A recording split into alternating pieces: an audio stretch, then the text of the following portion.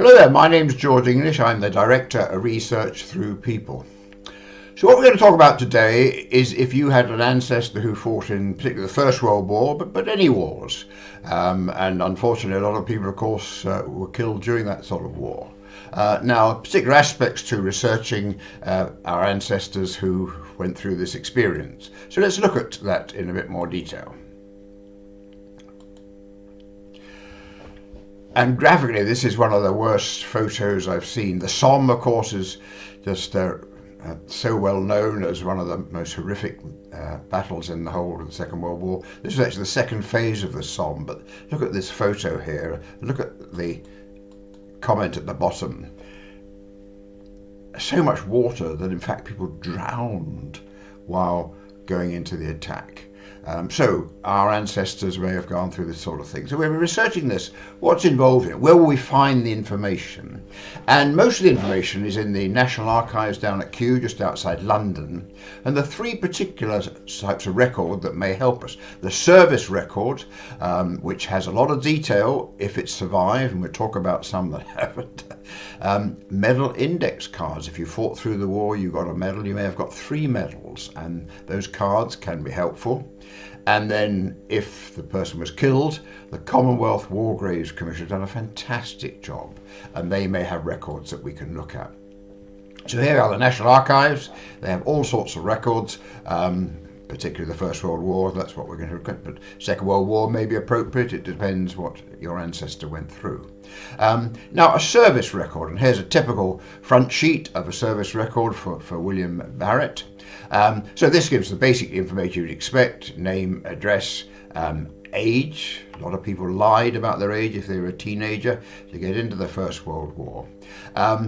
Handwriting is quite a problem. You can actually read this here, but as you go further into records, it's very difficult to read. A lot of shorthand used and so on and so forth, but we can have information that way. So if the record has survived, then that may give us a lot of information.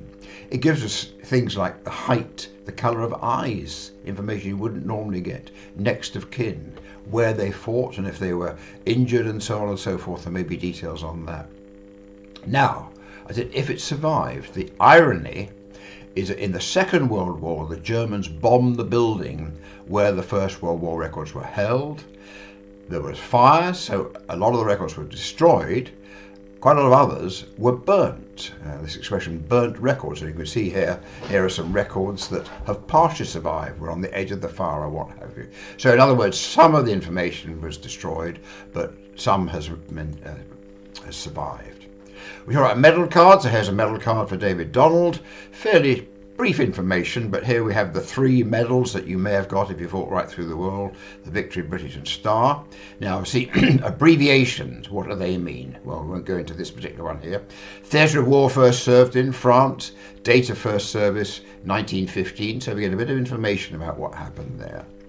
Now, the 3 medals you may have got were Pip, Squeak and Wilfred. What am I talking about? British humour. There was a comic strip at the time about Pip, who I think was a rabbit, and various other things. And these 3 medals, and of course, British humour likened it to Pip, Squeak and Wilfred. Have you got those? So there was the Victory Medal for everyone who went right through the war, the British War Medal for in the theatre of war during that, and if you were in the early part of the war, the 1914-15 Star was the first medal awarded during the war as such. So if you went through the war, your ancestor would have got all 3 of these medals. Now, the Commonwealth War Graves Commission, if people were killed, it's actually phenomenal when you think in the war and all the chaos that we call it, how well organised things were. There are graves all over, particularly the north of France, some big graveyards, some small ones, of literally 20, 30 people. They buried people as close to where they were killed as possible. And after the war, they developed a bit of gravestone with luchens. It was really quite, we'll move on to that in a bit. But the Commonwealth War Graves Commission has information, so if you find the name, you can find their details and hear about it. So I'll talk about cemeteries. So here is one of the biggest cemeteries, Sayre number 2, over 7,000 graves there. Now look at that, over half the graves unidentified. Of course, there were bodies on the battleground. People didn't go out straight away to pick them up. There was chaos, so a lot of people were killed, but no one knows who or where. And I say the cemetery, Sir Edmund Lutyens did a great job and designed the gravestone as well. Now, service records. So here's a particular one for Lieutenant McConaughey. Typed up here, quite good. Now, I won't go into a lot of detail here, but he was actually going through a divorce during the war. And there's details on here about that and so on and so forth. Gosh, regular life going on, but being recorded in this way. And so from our point of view, there's a lot of information there for the family to look at.